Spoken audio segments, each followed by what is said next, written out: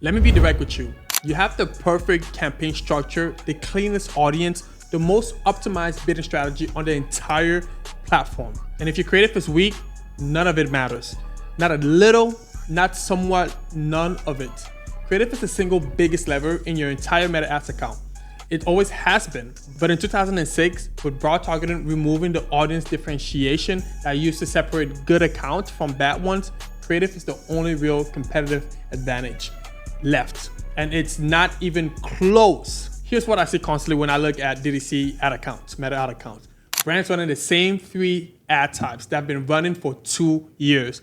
A lifestyle photo, a product shot with a discount, maybe a video somewhat made in 2002, and then they wonder why the ROAS is flat, why scaling doesn't work, why every new campaign starts strong and then fades. The answer is almost always the same. The creative is holding everything back. Here's what we're covering. Section 1, why creative is now the targeting, the philosophical foundation that changed how you think about every ad you make. Section 2, the DTC creative framework, the hook, body, and CTA structure that underlies every high converting ad. Section 3, the format playbook, UGC, static, video, and carousel broken down by when to use each and why. Section 4, how to use the Meta ad library and competitive research to keep your creative pipeline full of proven angles. Section 5, how to brief creators and internal teams because the brief is where most brands lose before production even starts. Section 6, how to build a creative pipeline so you never run out of fresh tested ads again. Let's get into it. Section 1, why creative is the targeting. The algorithm shift revisited. We talked 3 about how broad targeting works, how giving Meta a clean purchase signal and a large audience pool lets the algorithm find your buyers better than manual interest targeting does. But here's the part of the equation where you didn't fully unpack yet. When you go broad, Meta has to decide which of the billions of people on the platform to show your ads to. And the primary input it uses to make that decision, the thing it reads to understand who your ad is for, is the ad itself. The creative is the targeting signal. When you run a broad ad set, Meta is constantly analyzing how different types of people respond to your ad, who watched it past 3 seconds, who clicked, who adds to cart, who buys. And based on those signals, it builds a profile of who your ad resonates with and finds people who match that profile, which means the specificity of your creative directly determines the specificity of your audience.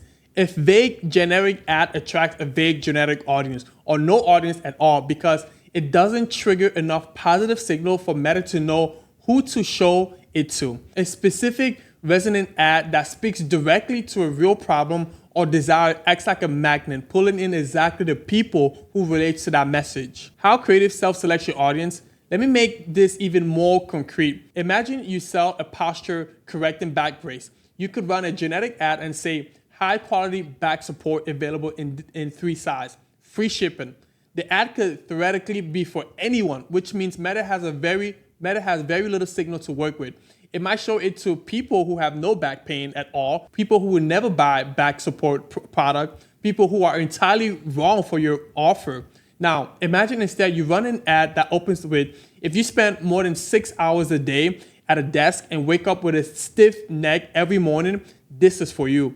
That ad is immediately self-selecting. People who don't sit at desk all day tune out. People who sit at desk all day and have neck pain lean in. Meta watches those response patterns, and within a few days knows exactly who this ad is for, without you ever having to specify in your targeting parameters. The creative did the targeting. The specificity in the hook, the problem description, the language you use, all of it acted as a filter that attracted the right people and repelled the wrong ones. That's their creative as targeting mechanism at work. Creative quality directly affects your CPMs. Here's another dimension of this that most advertisers don't fully appreciate. Your ad quality directly affects what you pay to deliver your ad. Auction rewards 3 things: your bid, your estimated action rate, and your ad quality. When your creative generates strong engagement signal, people watching, clicking, saving, sharing, Meta's algorithm concludes that your ad is valuable content for its user.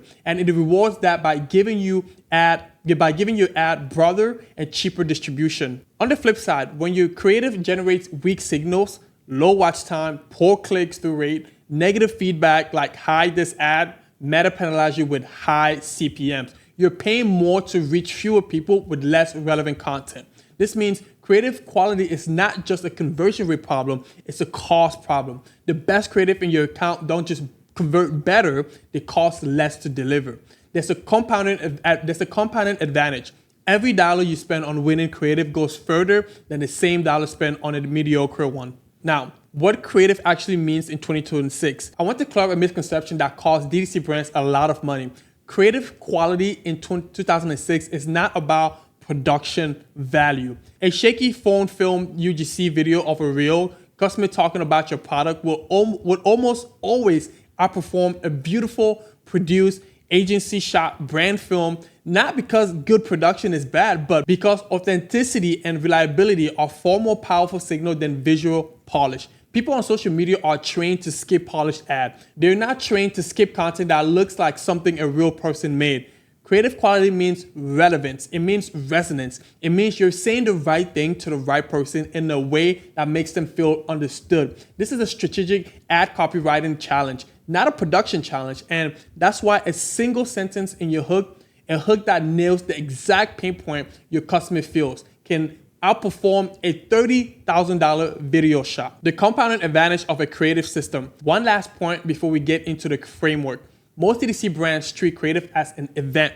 They produce a batch of ads, run them, and then scramble to make more when performance drops. The feast and famine cycle keeps them perpetually behind, always reacting, never ahead. The brands that are consistently winning on Meta treat creative as a system. They have a continuous process of research, brief, production, testing, and scaling that runs in the background at all times. They're never surprised by creative fatigue because they always have something new ready to replace a dying ad. They accumulate learnings, a swipe file of winning hooks, proven angles, format that works, that compounds over time into a compounding competitive advantage. Section 2, the DTC creative framework, hook, body, CTA.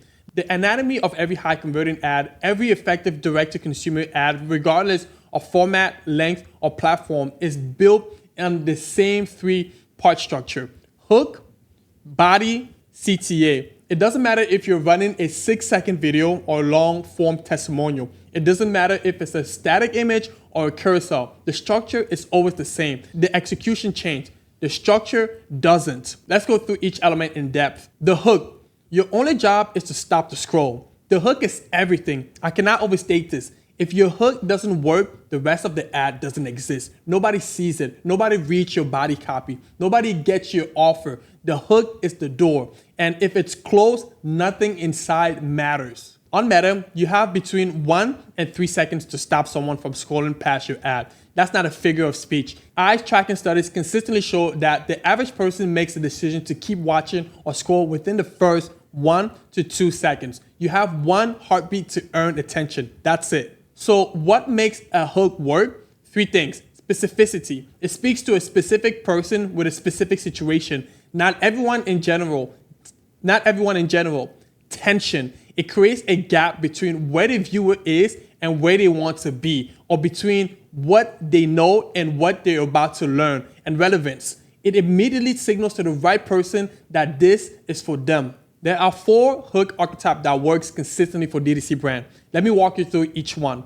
Archetype number 1, the bold claim. This is a direct, confident statement that challenges a belief or promises a specific outcome. Something like, I went from chronic back pain to pain-free in 14 days without surgery. Or this is the only skincare product I've used consistently for 3 years. The bold claim works because it makes a specific, credible promise that attracts people who want the exact outcome. Archetype 2, the pattern interrupt. This is anything that's visually or contextually unexpected, something that breaks the rhythm of the feed and forces attention. An unusual camera angle, an unexpected opening line, a visual that doesn't immediately make sense, something that makes the viewer think, wait, what is that? The pattern interrupt works because curiosity is biologically compelling. Our brains are wired to resolve uncertainty. Archetype 3, the direct question. This is a question that speaks directly to a pain point or desire your target customer has. Something like, tired of spending $300 a month on skincare that doesn't work, or your dog destroys every toy within 5 minutes. The direct question works because the right person immediately answers yes in their head. The direct question works because the right person immediately answers yes in their head. And once someone mentally says yes to your question, they're invited in hearing what comes next. Archetype number 4, relatable situation. This is an opening that places the viewer in a scene they recognize from their own life. Something like, it's 2 p.m., you've been sitting at your desk for 6 hours and your lower back is absolutely screaming at you. Or you know the feeling when you buy something online and it arrives looking like nothing like the photo. Or you know the feeling when you buy something online and it arrives looking nothing like the photo. The relatable situation works because recognition creates an instant emotional connection. The viewer feels seen. Now, which archetype is best? None of them. The best hook is the one that resonates most deeply with your specific target customer about your specific product. And the only way to know which one that is to test. Which brings me to the hook testing. This is one of the highest leverage testing activity you can do in your entire creative program. Before you test different body structure, different offers, different visual style, test hooks, because a winning hooks can double or triple your view through rate and fundamentally change efficiency of your entire ad. The metric to watch for hooks is hold rate, the percentage of people who watch past the 3-second mark. A strong hold rate is 40% or higher. If your hold rate is below 25%, your hook is failing and no amount of great body copy will save that ad. Improve the hook first. The body. Build desire, handle objection, earn the click. Once your hook has stopped the scroll and earned the first few seconds of attention, the body of your ad has one job. Take the viewer from interested to convinced. The structure I recommend for DTC ad bodies is agitate, solution, proof. Agitate deepens the problem, reminds them why this matters. If your hook opens with a question about back pain, the agitate phase expands on it. You've tried the stretches, you've tried the standing desk, you've tried the ergonomic chair, nothing has actually fixed it. You're spending money on things that don't work. The problem is still there. Solution, introduce your product as the answer, not with a list of features, with a transformation. Not, our brace uses patent carbon fiber technology. That's a feature. Instead, this corrects the root cause of your pain in the time it takes to make your morning coffee. And you'll feel the difference on day one. That's a transformation. Lead with what changes for them, not what's inside the product. Proof.